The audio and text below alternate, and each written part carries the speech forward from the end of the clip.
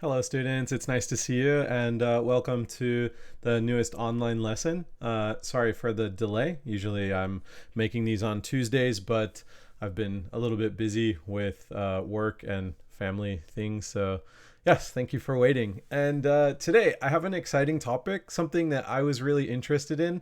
And recently I was reading a news article on this topic, and it made me really inspired, and I wanted to share my information with you guys. So I hope you enjoy today's topic. It's about family names or last names, and they're also called surnames. And we're going to talk about the origins and history of surnames. Now, I live in Japan. I've been living here for 13 years, and I've heard many, many different kinds of last names. Or in Japan, actually, they're called first names because, yeah, they give their surname first before their given name or their just regular name. So, for example, like Tanaka or Saito or something like that, Suzuki. And these names have different meanings. Like Tanaka, I guess, would be in the rice field. So maybe that name belonged to a farmer or something like that. And anyway, we're going to talk about that. And also, we're going to be focusing on the names the surnames of Western civilization. So we're going to focus on Europe, and but I'd love for you guys, when you give your responses, to tell me all about your country and let me know about the interesting surnames that you have in Japan. Let's get started. This topic is called Surnames, Origins, and History. Have you ever wondered where names came from? Of course, our parents give us our first name. This is also called a given name. But what about the last name? This can be called a family name or surname. Your last name came from your parents as well, but where did they get it from? If you keep tracing your last name all the way back, you might find out how your ancestors created their last name. Long, long ago, people didn't have any last names. In fact, it was China who was one of the earliest civilizations to use surnames.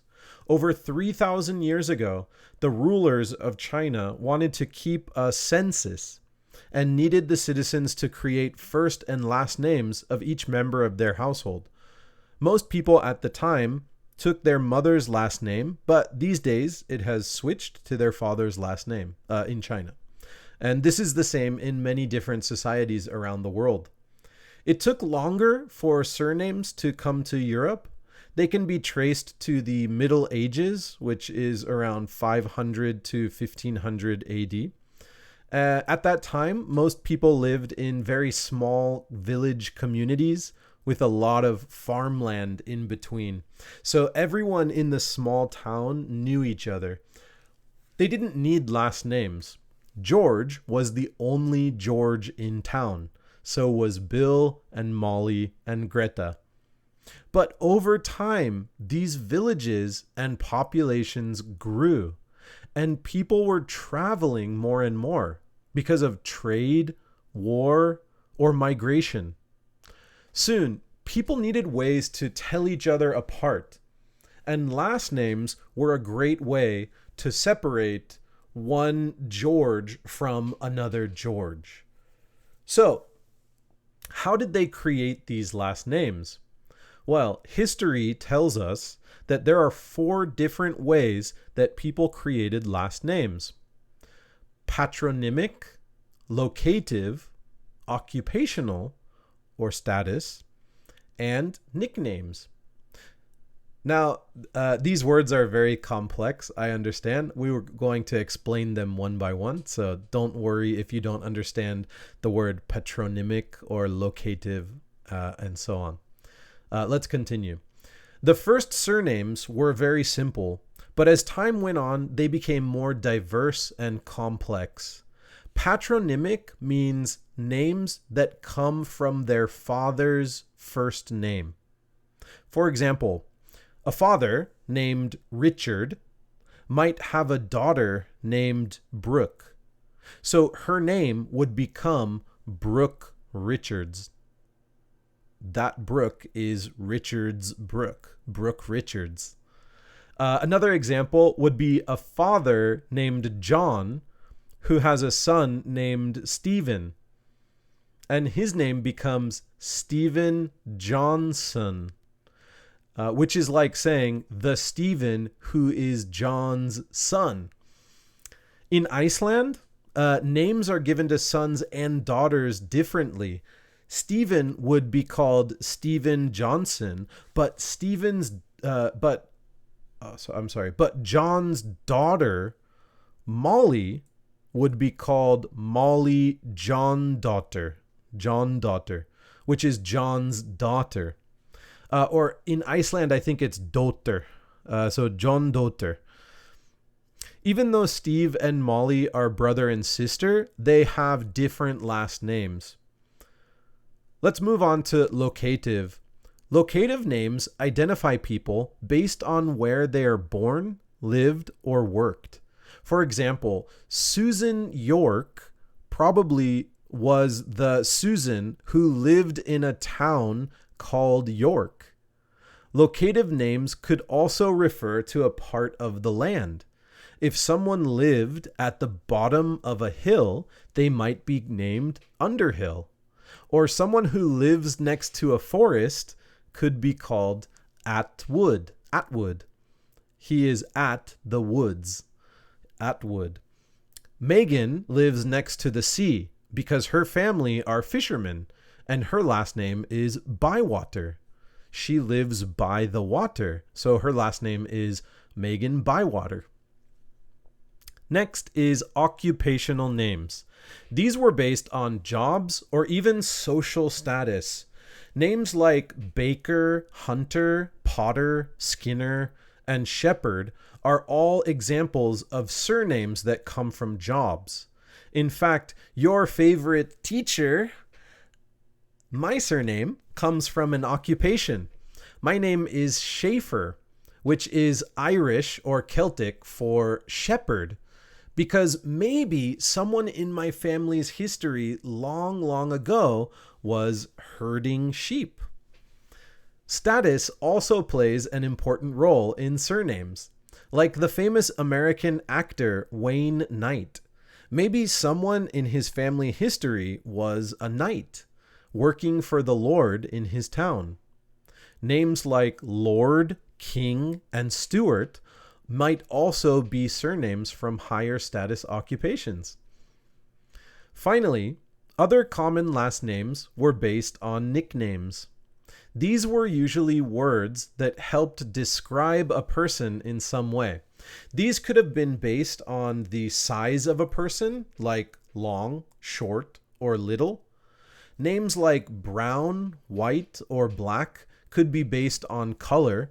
There are also names based on personality or character, like stout, jolly, stern, or brave. Many of European last names came to the United States during colonization, and today some Americans, including me, can trace their surnames all the way back to the places where their ancestors came from. Other last names have been lost over time. Still now, people change their name when they immigrate to another country. They want a fresh start in a new country, so they lose their old name and they adopt a new one. At the beginning, when surnames were first starting, there was a wide variety of different names, and people created these names for different reasons. But after about 300 years of creating new surnames, the tradition ended, and people started passing down their surname to their future generations. These days, new surnames aren't really being created because we all want to be part of a family or a community. But the beginning of surnames was an exciting time where names had a lot of meaning. All right, that's all for today's essay. We're going to move on to vocabulary, and then we'll do discussion questions. But before we do vocabulary, I want to mention a couple interesting things I found when I was doing research for surname history. A couple names like King. There's a last name called King and a last name called Lord in America. And I was wondering, were their ancestors king? Really? I don't think so, right? And the answer is no. Their last name probably wasn't king. But this last name king came from ancestors who were actors, and possibly they were play actors, so they were up on stage in plays. And in the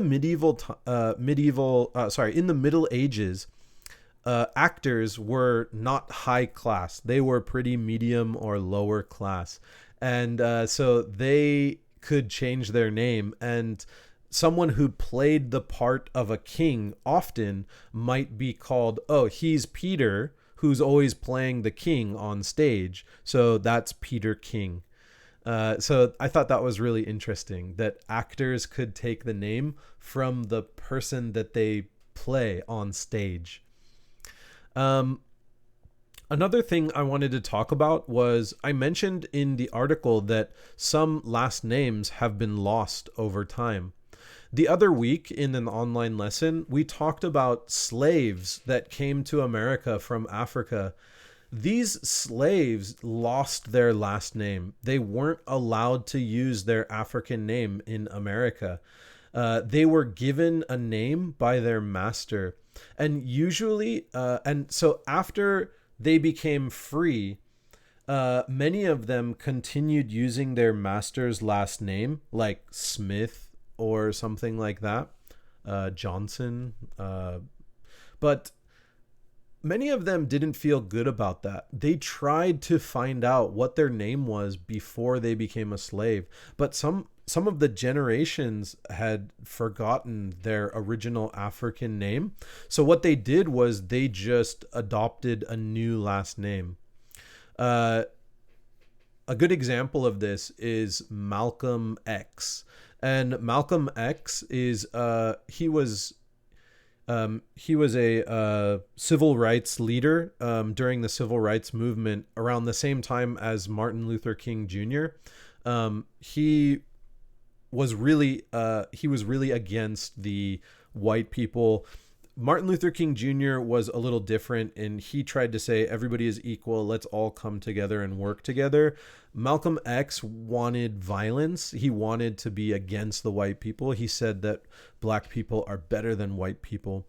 As a result, like Malcolm X, he didn't want a last name that came from a white master. So that's why he just had an X for his last name. It's just X, like no name from white people, which is pretty interesting too. So as I said in the essay, after 300 years of creating new last names, that tradition was finished. People just passed their last name down. Like my last name means shepherd, or a person who controls sheep, but no one in my family for many generations has been a shepherd. Like that, even though the name would pass down as shepherd, that person it doesn't have to be a shepherd, and doesn't have to change their name if they have a different job. So I thought those were some interesting points. All right, let's look at our vocabulary. Okay, the first word is the word tracing. In our article, we said if you keep tracing your last name all the way back, you might find out how your ancestors created their last name. Tracing means to find or discover by investigation. The next word is census. A census is an official count or survey, especially of a population. When we talk about the first surnames, they came from China because China was creating a census to get the population. And if everyone has a first and last name, the census is very easy. Next is Middle Ages. It's the period of European history from the fall of the Roman Empire to the fall of Constantinople. So basically, it's between the 5th century and the 15th century. Okay, the word patronymic is a name derived from the name of a father or ancestor. if you know the word paternal, that word pat means father. So any word that has like pat to start, paternal, patronymic, patricide, and things like that, it has to do with father.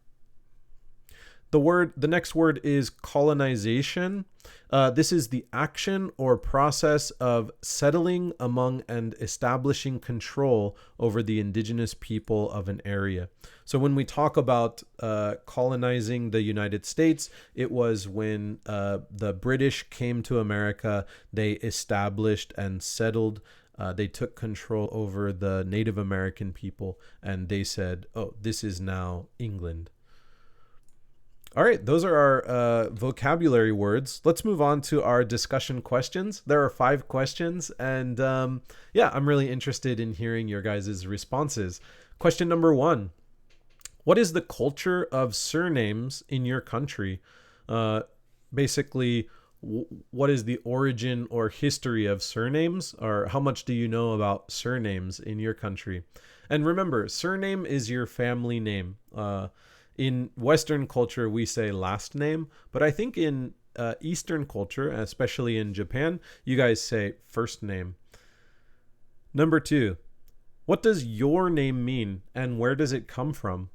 What does your name mean and where does it come from?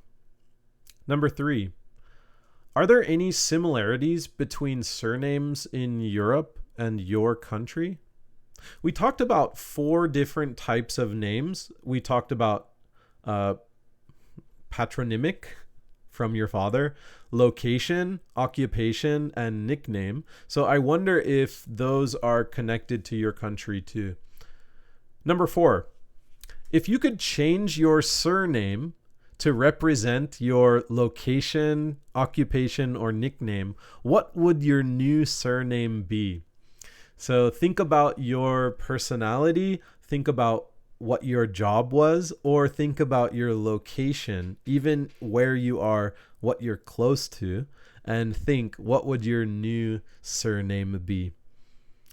And number 5, tell me about someone you know from a Western country and try to find out what their surname means and where it comes from.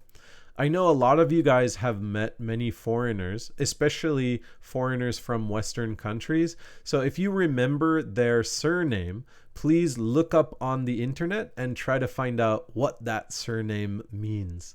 Where did that come from? Okay?